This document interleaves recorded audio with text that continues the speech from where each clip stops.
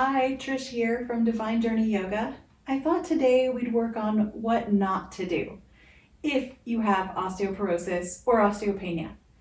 This video will focus on the transitions that we take in our yoga practice, and it's full of them, moving from one position to the next, from the floor to seated, and so on.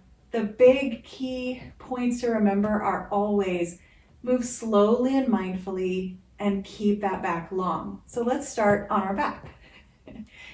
If you want to move from your back to a seated position, the safest way to do that is simply roll over on your side. Keep your knees rolling together, hips rolling together. You don't want much of a twist. Take one hand in front, lengthen the top leg out, and begin to roll forward. Pull the belly in as you walk your arms up and come to a seated position. Now, two things not to do when you're going from your back to seated. One is don't roll up. So don't pull those knees in and roll up on your back. It's even dangerous to take the legs up and lift the spine off the floor. You're still rounding a little bit in that low back, and it's not a good idea. The other thing is, please do not roll up to standing. This is something that advanced yogis do. Let's see if I can do it. You hopefully saw how round my spine had to be to pull myself up off the floor. So keep that in mind. Those are two do not do's. So now that we're seated, let's talk about how to get to our knees. A lot of times we'll be crisscross. Now, when you move into a crisscross position, watch how the back wants to round and instead lean back. Keep the belly engaged, heart lifted, and then do your crisscross. Walk your hands in and come to shoulders over hips. For the knees position, kneeling, what we want to do is bring the knees up, lean back, walk the feet to one side, drop the knees, keep rolling with your spine. Don't do too much twisting. Roll forward and come up onto the knees, carefully holding the belly in to support that low back. And then you've got this beautiful neutral spine here in table pose. Now, you do not want to move the upper body first, so you just want to remember, when you're seated, don't roll forward, rock over, don't do any of those things. Keep the knees together, keep the spine long, and use your core to come up. Okay, now transitioning from kneeling to standing. First, I'm going to show you what not to do. This is a very common part of yoga flow where you find yourself in down dog and then you lift one foot up in the air, bring it forward, and step up. Now watch how my spine curves as I am bringing that foot forward. Some people who are very limber have much longer stance and are able to keep the spine really long and flat for that step up, but most of us need to work on our core and can't quite get it without pulling into the back. So that is a do not do. Okay. All right. The other thing not to do is curl those toes under, walk the hands in, rounding the back, lift the knees. So don't do this. This is squat. You don't want to come up this way. Now, the way that is good to come up is, number one would be to use blocks.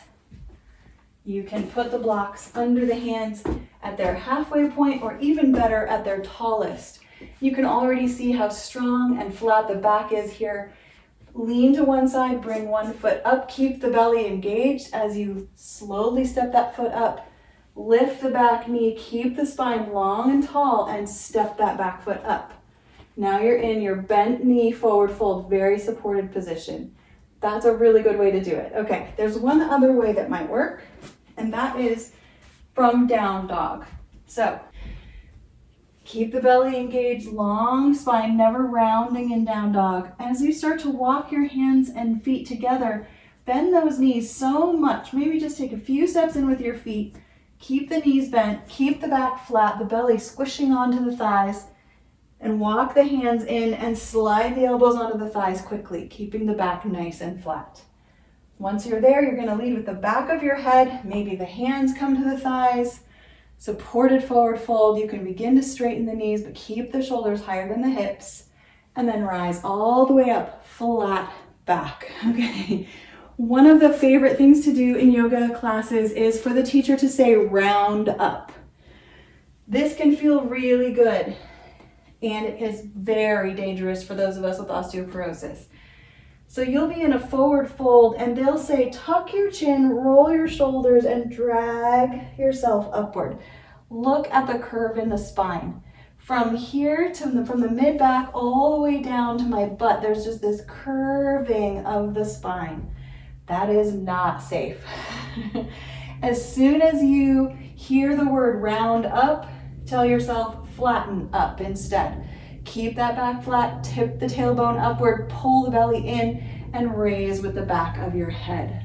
That will be safe for you. Okay, so once you're at standing, you eventually have to come back down. What we naturally want to do is lean forward. Now remember, we're not going to do that. Hands to the hips, take a little bend in the knees, a really nice flat back. Then start to lean forward, hands to the hips. And then you're reaching forward, one hand to the floor. Now this is another place to use blocks that works really great. Keeping that spine long and flat. Bringing those hands to the block, step back with one leg. Drop the knee, keep the shoulders high, drop the other knee, and come on down. One of the things that a lot of teachers like to put in their classes is a child's pose at this point. Child's pose feels really nice. But you don't want to round the back. So widen the knees so that you have a lot of space for the belly between the thighs. Big toes together. So begin to sink back, but lift your shoulders slightly as your heels and your hips come to meet. And then choose how your back is feeling. Choose the pose you're going to take according to how your back is feeling. I like to stay right here for a couple deep breaths. Then I might grab a block, place it under my forehead, come to my elbows. We want to keep the spine long here, no rounding. The thing you do not want to do is drop your head to the floor and reach back for those heels. That is just going to round out that spine and create all those tiny little fractures on the inside of the vertebrae that can be very painful and lead to that really deep curve that gets set in our bones as we age if we do this too much. Okay, so the next thing we want to do is how do we get down to our belly? Well, from table usually, we're coming down. The best thing to do is start to crawl your knees back, keep your head high, bring your elbows down. You can drop one shoulder at a time, keep the belly drawn in, and keep crawling yourself apart so that you're kind of in that four-limbed staff pose for a minute, and then you can drop the hips and slowly settle down onto the belly. And you can take Sphinx pose, Cobra pose, all those good poses. They're very therapeutic for our spines, especially when we are curving forward in our daily life. All right, how do we get from our belly to anything else? Well, one thing people like to do is roll themselves up, pushing with the back first. Don't do that. Instead, crawl your elbows in, begin to lift the hips, but tip the tailbone up as you do so. Crawl yourself in and come on up.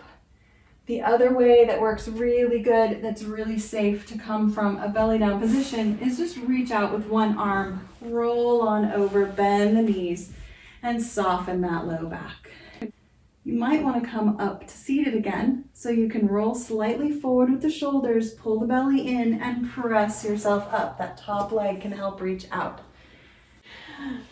Scoot the hips and think about how you're going to lie down. One of our favorite things to do is roll the spine down.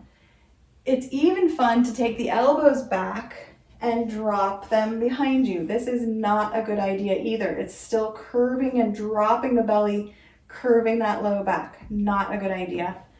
So no rolling, no elbows down. Instead, always rolling over to the side and reaching out to make your way down and rolling onto your back, nice and slow. And all this scooting around can really help work the core and benefit you for an overall stronger body and stronger bones. Namaste. If you like this video, please like and subscribe and share it with your friends. And thank you for your comments. This video came from one of yours.